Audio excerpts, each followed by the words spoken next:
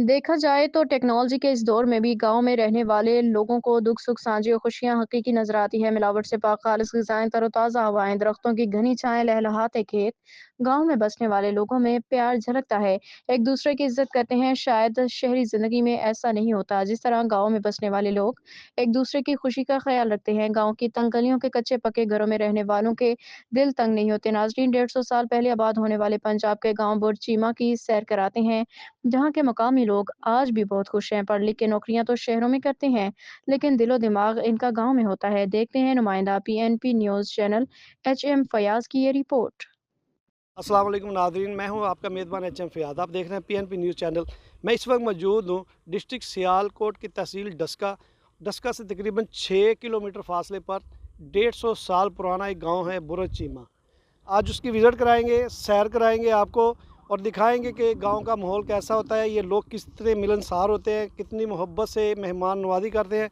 और देखें कि ये गाँव जहाँ पर इस वक्त बेहतरीन घर बन चुके हैं, पक्की सड़क आ चुकी है और पक्की गलियां, छोटी से छोटी जो गली है वो भी पक्की और बेहतरीन किस्म का जो मंजर पेश कर रहा है ये गांव।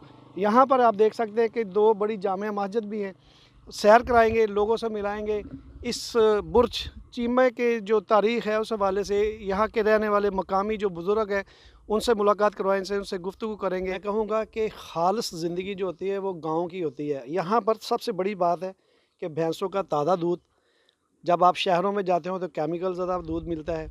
यहाँ पर ताज़ा हवा होती है, लहलहाते खेत होते हैं, सब्ज़ा होता है। सुबह की सैर लोग करने के लिए यकीनन इस सब इलाकों में जाते हैं। और ये जो देखें ये हवेली है ना, मुझे बड़ा अच्छा लग रहा है इस हवेली में आके कि ये दोनों साइडों पे देखें हवेली है और जानवर बंधे हुए हैं। और इस वक्त ये लोग खालिस दूध इस्तेमाल करेंगे। हमें भी खालिस दूध की चाय पीने का आज मौका मिला है, हमने चाय पी है, बड़ा मज़ा आया। लेकिन शहरों में ऐसा नहीं होता, शहरी बेचारे तरस जाते हैं। अब हम बात करेंगे इस गांव के जो पुराने लोग हैं, जो यहाँ के मकामी हैं, साल हर साल से उनके आबाओ अजदाद यहाँ पर मकीम हैं, उनसे जानते हैं, पूछते हैं कि वो इस गांव के हवाले से क्या कहते हैं। हम जो बुरज चीमा रखा गया है किस हवाले से रखा गया है और ये यहाँ के साल साल से आबाओ अजदाद इनके यहाँ के रहने वाले हैं, इनसे पूछते हैं। अस्सलाम वालेकुम जी, क्या हाल चाल है जी? तो शुक्र अल्लाह। अच्छा, इस गांव का नाम है बुरज चीमा। ये डस्का से तकरीबन 6 किलोमीटर के फासले पर है और यहाँ में मुझे भी नहर नज़र आ रही है कि ये यहाँ से ज़्यादा 1 किलोमीटर का फासला नहर है। इस गांव का नाम बुरज चीमा कैसे रखा गया? ये असी रहने वाले पहला तोती चक दे जी, तोती चक तो उठ के ते इत्थे आए हैं। ठीक है, साढ़े अबाऊ अजदाद ठीक, इत्थे ज़्यादा चीमा बरादरी सारी चीमे ने, जी, जी। इस वास्ते का नाम बुरा चीमा रखा गया। बुरज चीमा। आप आपके जो आबाओ अजदाद थे वो भी यहीं आए, कौन से सन में आए होंगे? ये सन नहीं याद। वैसे आप यहाँ पे कितने सालों से मुकीम है? आपके वालिद साहब या दादा? 100-150 तो उत्ते साल हो गए, 150 साल। यानी 150 साल पुराना ये गांव है जी। हिंदुस्तान में। अच्छा, कितनी मोहब्बत से आप लोग रहते हैं यहाँ पे? मैं देख रहा हूँ कि बड़े खुलूस के साथ डेरे बनाए जाते हैं, लोग मोहब्बत से रहते हैं। क्या जो इस वक्त ज़माना चल रहा है, नफसा नफसी का आलम है, क्या अभी भी यहाँ गांव में इतनी मोहब्बत है? मोहब्बत है। बहुत मोहब्बत है यहाँ, कोई ऐसी बात नहीं है, कोई भी कोई मुखालफत नहीं, कोई गल नहीं, कोई बात नहीं, कोई गल नहीं यहाँ। सबके दुख दर्द साझे। बिल्कुल साझे नहीं, बिल्कुल साझे। अच्छा, मैं अपने एक और बुज़ुर्ग है उनसे भी बात करना चाहूँगा। आप देख सकते हैं कि किस तरीके से ये डेरादारी का यही मकसद होता है कि गांव के लोग एक जगह शाम के टाइम इकट्ठे हो जाते हैं, बैठ के मिल के हुक्का भी पीते हैं, मुआशरे की बातें होती हैं, ज़माने की बातें होती हैं, पाकिस्तान की सियासत की बातें होती हैं। ਉਹ ਕਿੱਥੇ ਗਏ ਉਹ ਪਿੰਡਾਂ ਦੇ ਕੋਠੇ ਕਚੇਰੇ ਇੱਕੋ ਜਿਹੇ ਬੂਹੇ ਇੱਕੋ ਜਿਹੇ ਬਨੇਰੇ ਉੱਠ ਕੇ ਜੱਟੀਆਂ ਸਵੇਲੇ ਸਵੇਲੇ ਕੋਈ ਲੜਕੇ ਮਧਾਨੀ ਕੋਈ ਚੱਕੀ ਨੂੰ ਫੇਰੇ वाह, ਉਹ ਰਜ਼ਾਈਆਂ ਤਨਈਆਂ ਚਤਾਈਆਂ ਨਹੀਂ ਰਹੀਆਂ ਉਹ ਫੁੱਲਾਂ ਮਰ ਗਈਆਂ ਇੱਥੇ ਦਈਆਂ ਨਹੀਂ ਰਹੀਆਂ ਸਭ ਟੁਰ ਗਏ अल्लाह अकबर, क्या बात है, क्या बात है। ਸਭ ਟੁਰ ਗਏ अच्छा, हीर शहर चले गए। ਹਾਂਜੀ ਤੁਸੀਂ ਕੀ ਸਮਝਦੇ ਹੋ ਕਿ ਜਿਹੜਾ ਸੁੱਖ ਇੱਥੇ ਵੇ ਕਿਆ ਸ਼ਹਿਰਾਂ 'ਚ ਹੈਗਾ? ਉਹਨੇ ਵੀ ਸਾਡੇ ਵਾਸਤੇ ਸੁੱਖ ਇੱਥੇ ਹੀ ਹੈ ਹਾਂ ਸਾਰੇ ਸ਼ਹਿਰ ਜਾਈਏ ਤੇ ਸਾਡੇ ਬਾਜ਼ਾਰ ਉੱਥੇ ਉਹ ਮੈਂ ਗਿਆ ਸਿਆਲਕੋਟ ਉਹ ਮੂਸਰ ਨਾ ਆਉਣ ਲੱਗੇ 30 ਰੁਪਏ ਦੇ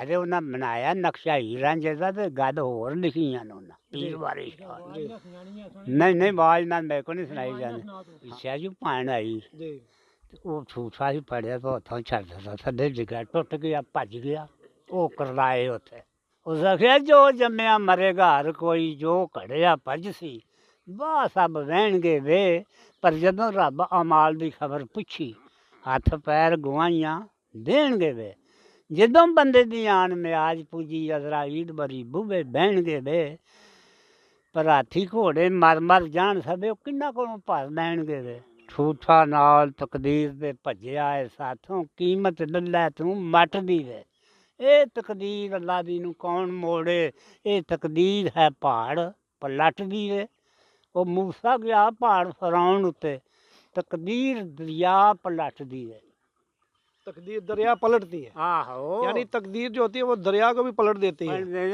देखना फराउन ते फराउन ਦੀਆਂ ਫੌਜਾਂ ਦਰਿਆ 'ਚ ਗਰ ਕਰ ਛੱਡੀਆਂ ਅੱਲਾ ਨੇ वाह वाह 60 ਦੀ ਵੇ ਯੂਸਫ ਜੈ ਪੈਗੰਬਰ ਸ਼ਾਹਜ਼ਾਦਿਆਂ ਨੂੰ ਤਕਦੀਰ ਖੂਹ ਵਿੱਚ 60 ਦੀ ਵੇ ਉਹ ਦਾੜੀ ਮੁੰਨ ਤਕਦੀਰ ਨੇ ਕੰਨ ਪਾੜੇ ਅੜੀ ਗਧੇ ਵਾਲੀ ਅਜੇ ਜੱਟ ਦੀ ਵੇ वाह जी वाह वाह क्या बात है बड़ी गहरी बात कर दी इन्होंने अब जानते हैं किसी और दोस्त से भी बात करेंगे किसी बुजुर्ग से भी बात करेंगे इसके अलावा दिखाएंगे कि अभी भी इस गांव में जो चक्की होती है ना चक्की आटा पीसने वाली चक्की वो भी दिखाएंगे अपने गांव की जो ताज़ा गंदम होती है वो वहाँ से पिसवाते हैं और ताज़ा गंदम के खालस गंदम के जो आटे की रोटियां खाते हैं हम लोग तो वो क्या कहते हैं कि मिलावट मिली चीज़ें खाते हैं मैं इसलिए आपको आज बुर्ज चीमा में लेके आया था अस्सलाम वालेकुम जी वालेकुम सलाम जी बड़ा मज़ा आ रहा है मैंने तो एक तो पंजाबी नाल गल करके और बड़ी मुद्दत के बाद मैं पंजाबी दे इंटरव्यू कर रहा वा 150 साल पुराना है पिंड है ਤੁਹਾਡਾ ਉਦੋਂ ਵੀ ਜ਼ਿਆਦਾ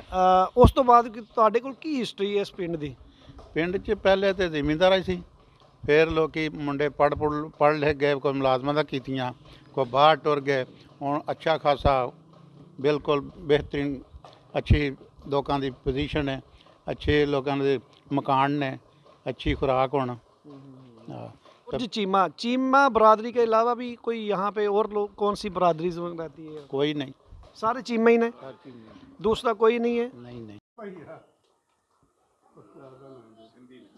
गांव बुर्ज चीमा की सबसे पुरानी और छोटी जो रकबे के लिहाज से सबसे छोटी मस्जिद है और देख सकते हैं कि अब किस तरीके से नक्शो नगार किए हुए बहुत प्यारी लिखाई की हुई है और ये मस्जिद बड़ी छोटी सी है यहाँ पर आप ये समझ लीजिए कि लोग इबादत भी करते थे और भाईचारे की जो महफिलें होती थी वो भी यहाँ पे होती थी लोग इकट्ठे मिल के बैठते थे अब तो गांव में एक बहुत बड़ी बड़ी मस्जिद बन चुकी है और इस मस्जिद के अलावा दूसरी बात और दिखाऊं कि ये गांव में अब देखें कि यहाँ पर सुई गैस भी आ चुका है सुई गैस की सहूलत मौजूद है बिजली की सहूलत मौजूद है पक्की गलियाँ बन चुकी हैं पक्की सड़कें बन चुकी हैं आने जाने के लिए कोई मुश्किल नहीं है यहाँ तक कि गाड़ी भी यहाँ पे आ जाती है वरना अगर तारीख़ की बात करें कोई हमें बताते हैं यहाँ के मुकीम कि इस गली में इस गांव में कच्ची गलियाँ होती थी कच्ची सड़क होती थी लोग किस तरीके से यहाँ पर आते थे 150 साल पुरानी तारीख है इस गांव की ਪਿੰਡ ਦੇ ਲੋਕ ਰਹਿਣ ਵਾਲੇ ਸਾਨੂੰ ਕੀ ਪਤਾ ਟੀਵੀਆਂ ਸ਼ੀਵੀਆਂ ਦਾ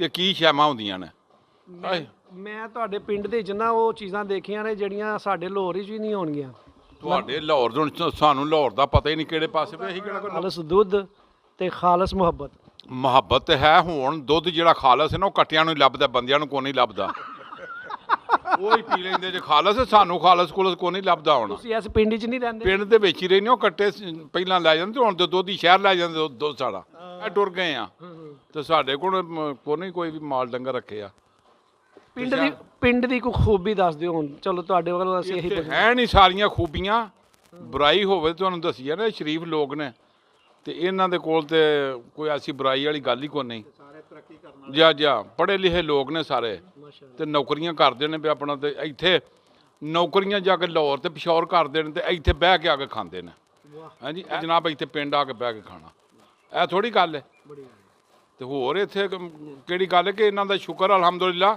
ਕਿ ਬਾਹਰੋਂ ਕਮਾ ਕੇ ਤੇ ਪਿੰਡ ਬਹਿ ਕੇ ਖਾਂਦੇ ਨੇ ਤੇ ਲੋਕੀ ਤੇ ਜਾ ਕੇ ਸ਼ਹਿਰਾਂ ਦੇ ਵਿੱਚ ਆਪਣਾ ਰਿਹਾਇਸ਼ਾ ਬਣਾ ਲੈਂਦੇ ਆਪਣੇ ਪਿੰਡ ਨੂੰ ਨਹੀਂ यहाँ ਭੁੱਲਿਆ अस्सलाम वालेकुम हो जाते हैं बुर्ज चीमा आपने भी यहाँ पे ज़िंदगी गुजारी ਪੂਰੀ ਜ਼ਿੰਦਗੀ ਇੱਥੇ ਹੀ ਗੁਜ਼ਾਰੀ ਹੈ ਜੀ। ਡਸਕੇ 1984 ਚ ਅਸੀਂ ਗਏ ਆ ਤੇ ਉੱਥੇ ਵੀ ਹਾਲਾਂ ਖਾਬ ਆਉਂਦੀ ਹੈ ਤੇ ਪਿੰਡ ਦੀ ਆਉਂਦੀ ਹੈ। ਵਾਹ ਠੀਕ ਹੈ, ਕੀ ਬਾਤ ਹੈ। ਬਿਹਤਰੀਨ ਸਿਸਟਮ ਹੈ। ਤਹਿਸੀਲ ਚੋਂ ਜ਼ਿਲ੍ਹੇ ਚੋਂ ਸਭ ਤੋਂ ਬਿਹਤਰੀਨ ਪਿੰਡ ਸਾਡਾ ਬੁਰਾ ਚੀਮਾ ਹੈ। ਸਭ ਤੋਂ ਜ਼ਿਆਦਾ ਇਹ ਪੜ੍ਹੇ ਲਿਖੇ ਲੋਕ ਸਾਡੇ ਬੁਰਾ ਚੀਮੇ ਦੇ ਨੇ। ਉਸ ਵਕਤ ਵੀ ਇੱਥੋਂ ਦੇ ਲੋਕ ਨੌਕਰੀਆਂ ਕਰਦੇ ਹਨ ਟਾਪ ਕਲਾਸ, ਯਾਨੀ ਥਾਣੇਦਾਰ, DSP, AC, ਲੈਕਚਰਾਰ। ਉਸ ਵਕਤ ਜਦੋਂ ਕਿਸੇ ਕੋਈ ਬੰਦਾ ਨਹੀਂ ਸੀ ਪੜ੍ਹਿਆ ਹੁੰਦਾ। ਉਸ ਵਕਤ ਕੱਚੇ ਰਾਹ ਸਨ ਤੇ ਲੋਕ ਇੱਥੋਂ ਪੈਦਲ ਬਸਤਾ ਪਾ ਕੇ ਤੇ 5-6 ਕਿਲੋਮੀਟਰ ਦੂਰ ਪੜ੍ਹਨ ਜਾਂਦੇ ਹਨ ਡਸਕੇ ਪੈਦਲ। ਉਸ ਵਕਤ ਵੀ ਇੱਥੇ ਰੇਸ਼ੋ ਜਿਹੜੀ ਸਭ ਤੋਂ ਜ਼ਿਆਦਾ ਤਲੀਮ ਦੀ, ਅੱਜ ਵੀ ਇਨਸ਼ਾਅੱਲਾ ਸਭ ਤੋਂ ਜ਼ਿਆਦਾ ਵੇ। ਪੜ੍ਹੇ ਲਿਖੇ ਜ਼ਿਆਦਾ ਲੋਕ ਪੜ੍ਹੇ ਲਿਖੇ ਜ਼ਿਆਦਾ ਔਰ ਨੌਕਰੀ ਕਰ ਰਹੇ ਜਾਂ ਜ਼ਿਮੀਂਦਾਰ ਤੇ ਬਾ ਇੱਜ਼ਤ ਬਾ ਵਕਾਰ ਆਉਣ ਜਾਣ ਜਿਹੜਾ ਆਉਂਦਾ ਉਹਦੀ ਖਿਦਮਤ ਕਰਦੇ ਨੇ ਬਿਹਤਰੀਨ ਅੰਦਾਜ਼ ਵਿੱਚ। ਤੇ ਇਨਸ਼ਾਅੱਲਾ ਅੱਲਾਹ ਤਾਲਾ ਖੈਰਖੀਅਤ ਰੱਖੇ ਸਾਡੇ ਪਿੰਡ ਨੂੰ, ਲੋਕਾਂ ਨੂੰ, ਸਾਰੇ बेहतरीन रहन। मोहब्बत भाईचारा और ये रवादारी का निज़ाम चलता